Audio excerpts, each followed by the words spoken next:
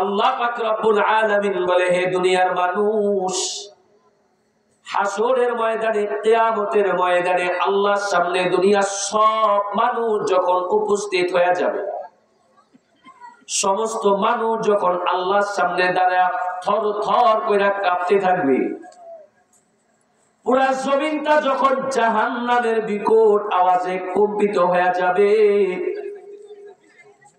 মানুষগুলা তখন চতুর্দিকে তার আপনজনদেরকে খুঁজতে থাকবে, বন্ধু খুঁজতে থাকবে। আল্লাহ বলেন, আমি আল্লাহ সেই মুহূর্তে আমার বান্দার জবানটাকে বন্ধ করে দিয়ে আমি আল্লাহ বান্দার কানের জবান খুলে দিব। কান আল্লাহরে ডেকে বলবে, আল্লাহ বানাইছেন তো ইবাদত করার জন্য, কোরআনের কথা শোনার জন্য, দ্বীনের আলোচনা শোনার জন্য, কিন্তু আপনার বান্দা আমারে দিয়া দ্বীনের আলোচনা না শুনে গান বাজনা শুনে শুনে আমারে নাপাক বানাইছে। তোমার বান্দা তেমন কোনো ভালো কাজ করে নাই, তোমার কাছে বিচার দিলাম। আল্লাহর কোরআন বলে, ওয়া আবসারুহুম, ঠিক তেমনি ভাবে চক্ষু আল্লাহর কাছে সাক্ষী দিবে। চোখ আল্লাহর ডাইকা বলবে, আল্লাহ বানাইছেন তো ইবাদত করার জন্য, আপনার বন্দেগী করার জন্য, কিন্তু আপনার এই বান্দা আপনার নাজ নিয়ামত দেখা দেখা আপনার আবেদ বান্দা হবে, শাকের বান্দা হবে, কিন্তু আপনার বান্দা আমারে দেখা নাফরমানি করে করে আমারে নাপাক বানায় ফেলছে। আলেম দেখে নাই, কোরআন দেখে নাই, হাদিস দেখে নাই, নারী দেখা চোখে নাপাক বানাইছি। আল্লাহ আজকের এই কঠিন ময়দানে আমি তোমার বান্দার ব্যাপারে তোমার কাছে নালিশ করলাম, আল্লাহ তুমি কিন্তু বিচার করবা।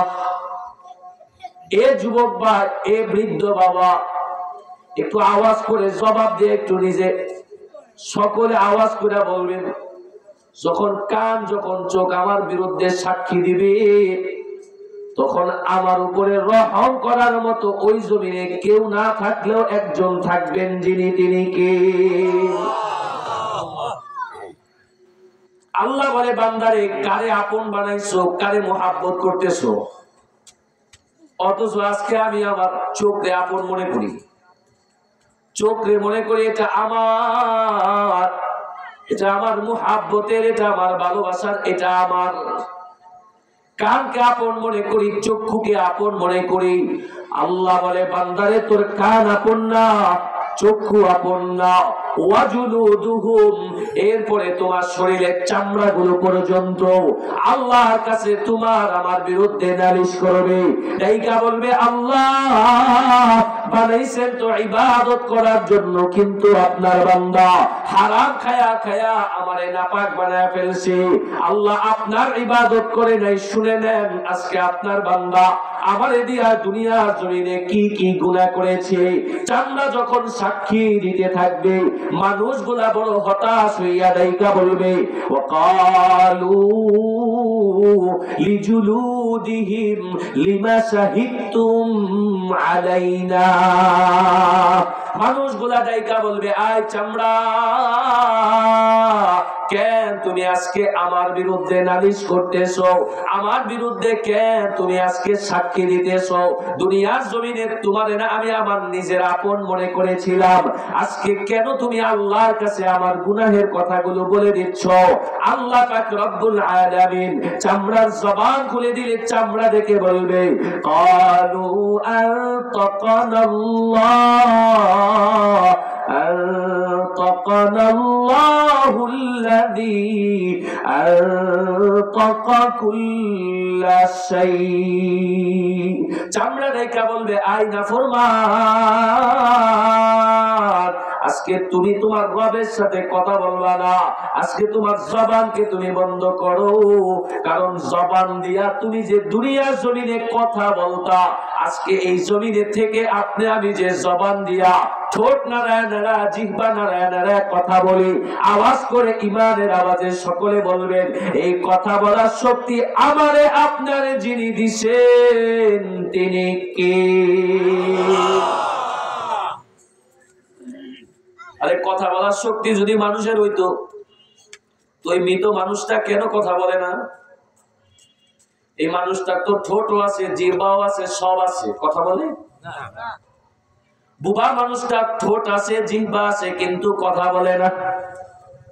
কথাগুলা প্রমাণ করে এই জমিনে অন্য মাখলুকরে আল্লাহ কথা বলার শক্তি দেয় নাই, আশরাফুল মাখলুকাতকে বিশেষভাবে এই শক্তি যিনি দান করেছেন তিনি কে? আল্লাহ।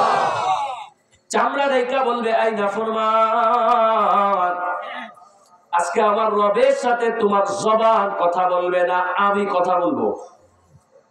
আমি তোমার রবের কাছে বলে দিব তুমি আমারে দিয়া কি কি নাফরমানি করেছো।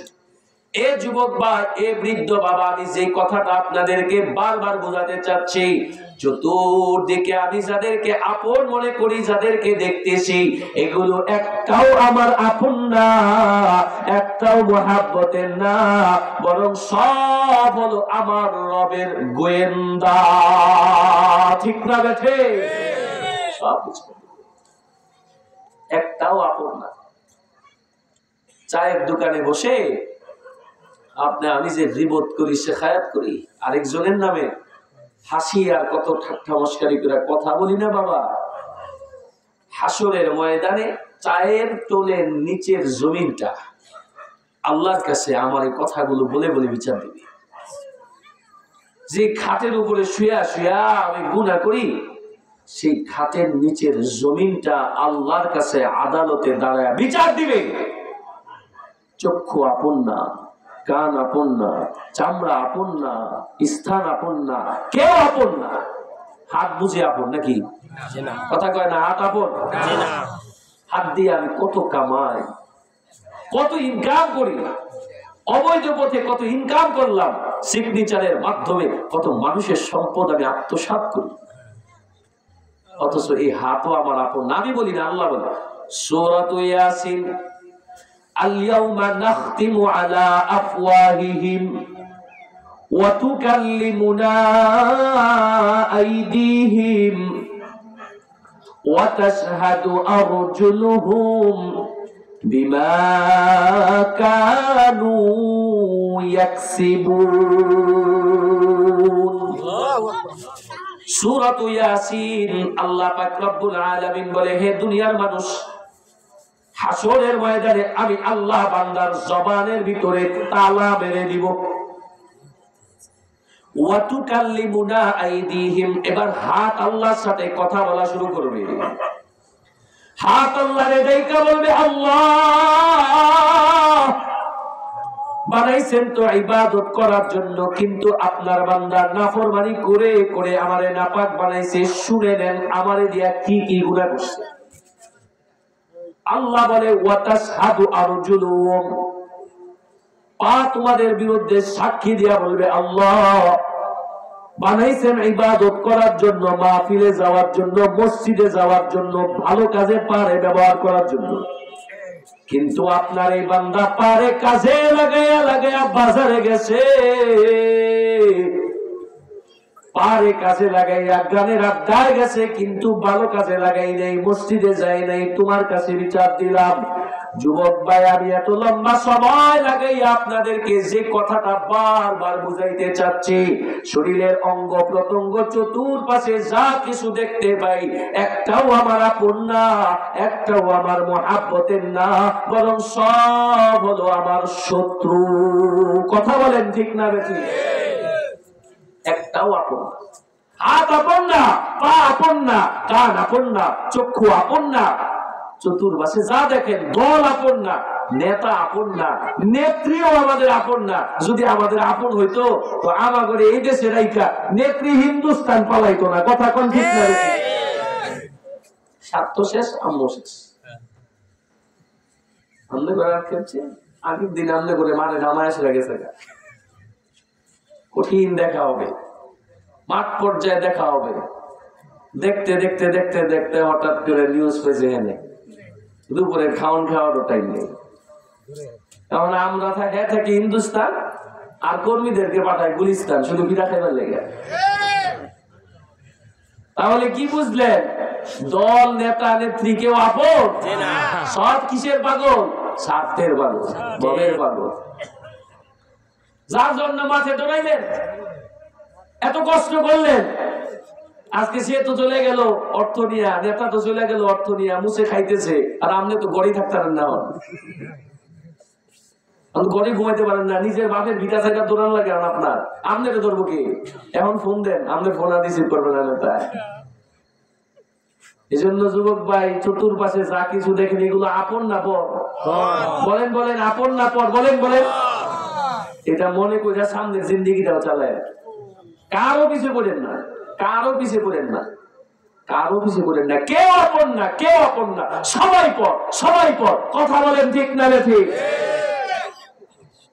তাহলে আমার আপন কি? আমার আপন কারা? এটাই আমার আজকের বয়ান। আমি আজকে আপনাদেরকে বয়ান এটাই করবো। কেউ আপন না, আপন কি? বলে আমার আপন মাত্র 2 জন। জোরে আওয়াজ দিয়া সকলে বলেন, আমার আপন কয়জন? একজন হলেন আল্লাহ, আরেকজন হলেন রাসূলুল্লাহ।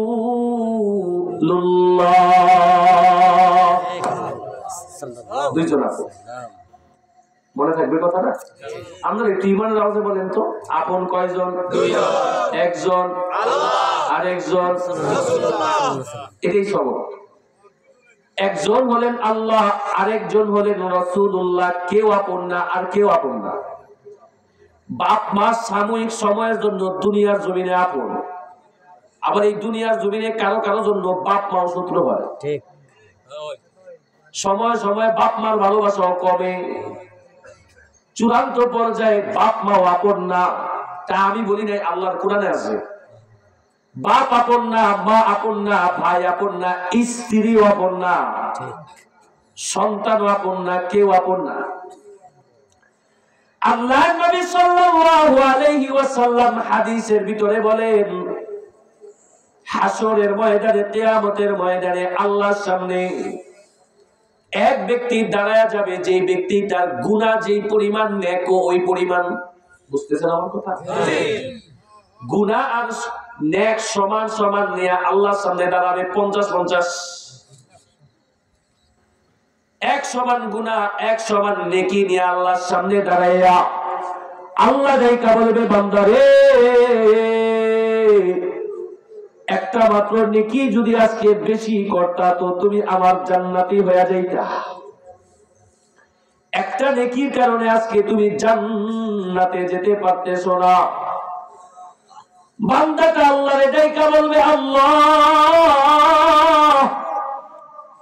দুনিয়ার জমিনে আমার আপন মানুষ কম ছিল না, আমার মুহাব্বতের মানুষ কম ছিল না।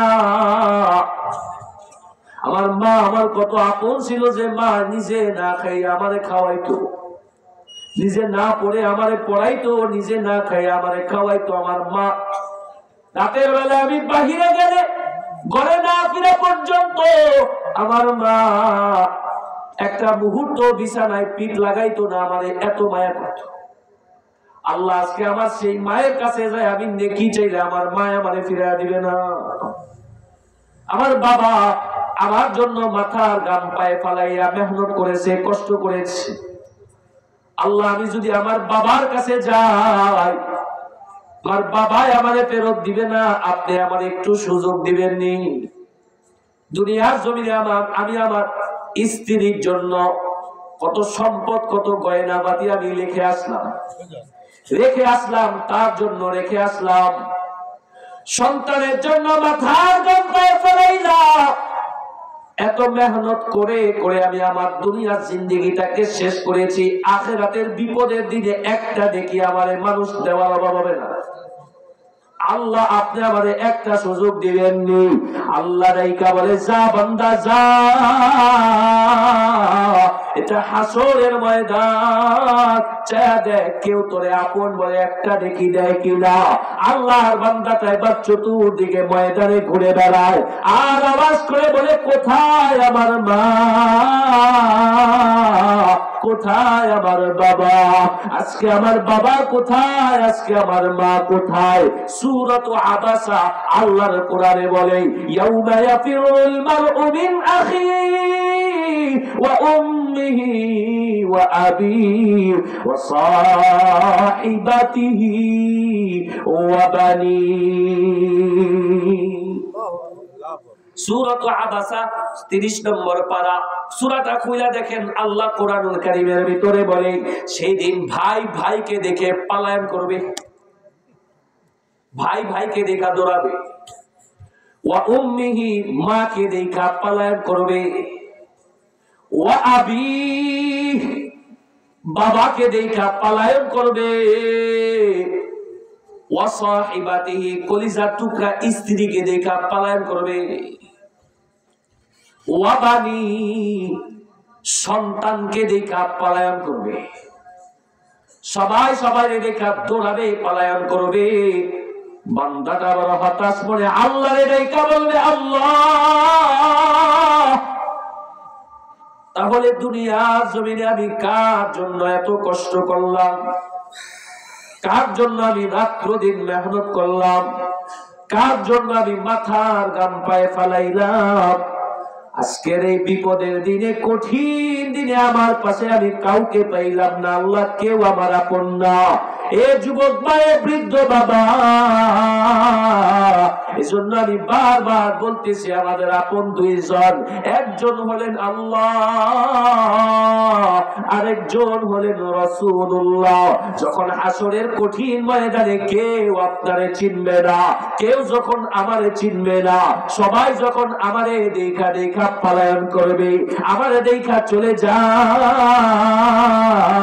সবাই যখন আমারে দেখা পলায়ন করে, আমার শরীরের অঙ্গ প্রত্যঙ্গ হাত পা সব যখন একে একে আমার বিরুদ্ধে, আপনার বিরুদ্ধে আল্লাহর কাছে নালিশ করতে থাকবে, তখন কেবলমাত্র একজন মাত্র, সবাই যখন জাহান্নামে ফালাইতে চায়, তখন কেবলমাত্র একজন মাত্র আপনারা আমারে জান্নাতে নেওয়ার জন্য আল্লাহর কাছে সিজদা দিয়া বলবে, আল্লাহ আজকের এই কঠিন ময়দানে আমার উম্মত ছাড়া আমি তোমার জান্নাতে যাব না। আল্লাহু আকবার বলে। নবীর চাইতে আপন কেউ নাই, বলেন বলেন, নবীর চাইতে আপন কেউ নাই, আবার বলেন কেউ নাই। এটাই আমার বয়ান আজকে। নবীর চাইতে আপন কেউ নাই। নবী আপনার মুহাব্বতের, নবী আমার ভালোবাসার। বাপেও তো চিনে নাই, মাও তো চিনে নাই, নবী আমারে ছাড়ে নাই, নবী আমারে বুকে জড়ায় নেয়। সবাই যখন আমারে দেখা পালায়,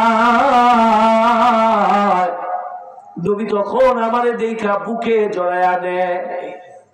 নবীর চাইতে আপন কেউ নাই, নবীর চাইতে মুহাব্বতের কেউ নাই, ভালোবাসার কেউ নাই।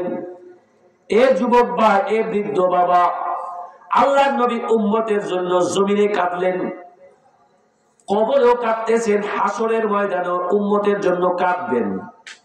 হাদিস শরীফে আছে, আল্লাহর নবী বলেন, হাসরের ময়দানে আমি ইসরাফিল সিংহায় ফু দিলে আমি উইটা সর্বপ্রথম আমার কপালটা মুইছাই জিব্রাইলে বলবো, জিব্রাইল আমার উম্মতের খবর কি? সুবহানাল্লাহ। অল টাইম উম্মত নিয়ে চিন্তা। আল্লাহর নবী সাল্লাল্লাহু আলাইহি ওয়াসাল্লাম উম্মতের সবচাইতে আপন, উম্মতের সবচাইতে মুহাব্বতের ভালোবাসার। আর আজকে নবীর উম্মতেরা নবীর সুন্নত বাদ দিয়া ইহুদি খ্রিস্টানের আদর্শ নিল, নবীর সুন্নত গুলারে কাইটা কাইটা ড্রেনের ভিতরে ফালায়, নবীর সুন্নত গুলারে কেটে কেটে বাথরুমের ভিতরে ফালায়। খোদার কসম, এরা কোনদিন নবীর খাঁটি আশিক হতে পারে না। ঠিক না বেটি? কেমনে ফালায়? কোন কেমনে আপনি দাড়ি গুলা কাইটা, আপনি বলেন, আপনি আমার বলেন, কেমনে আপনি দাড়ি গুলা কাইটা নবীর সামনে যায় কইবেন আপনি আমার হাউসে কাউসারের পানি দেন? দুনিয়ার জমিনে, এই দুনিয়ার জমিনে বেঈমান বেঈমান ইমানদার না, শুনেন আমার দিকে শুনুন, বেঈমান বেঈমান যার ইমান নেই এমন দুইটা ব্যক্তি আল্লাহ নবীর কাছে দাড়ি কাইতে একবার গেছিলেন। বেঈমানকে দাড়ি কাটা অবস্থায় দেখা নবীর চেহারা ফিরে ফেলছে। ইমানদার না বেঈমান? বুঝে নেই আমার কথা, ইমানদার না বেঈমান?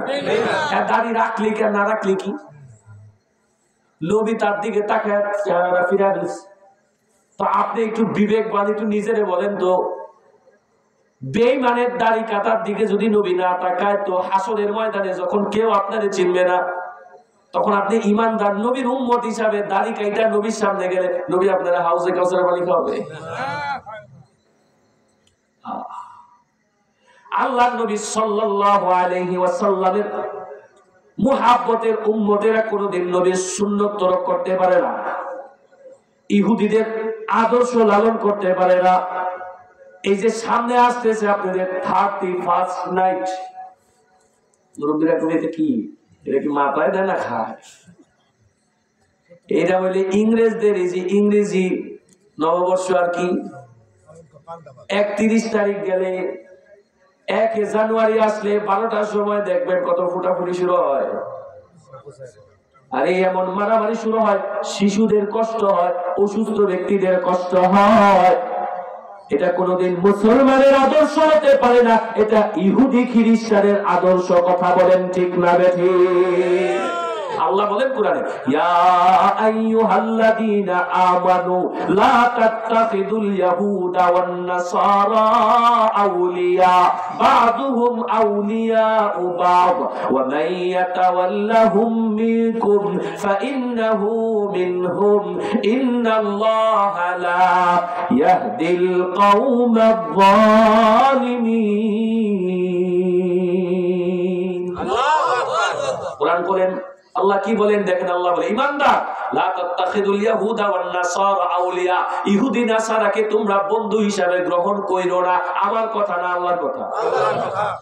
বা'দুহুম আউলিয়া ও বা'দ, আল্লাহ বলে এরা একে একে এরা নিজেরা নিজেরা পরস্পর বন্ধু।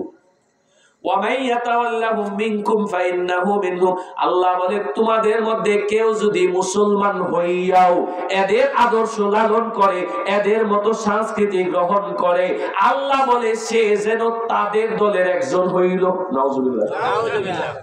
আমনে কোন এই 31 তারিখে এরকম আতশবাজি ফুটানো, মানুষের কষ্ট দেওয়া, বেবিচারি করা, রাতভর গান বাজনা করা, এটা কি নবীর সুন্নাত? না। এটা নবীদের আদর্শ ছিল? এটা কার আদর্শ? এটা খ্রিস্টানের আদর্শ। বলেন বলেন কার আদর্শ? ইহুদিদের আদর্শ।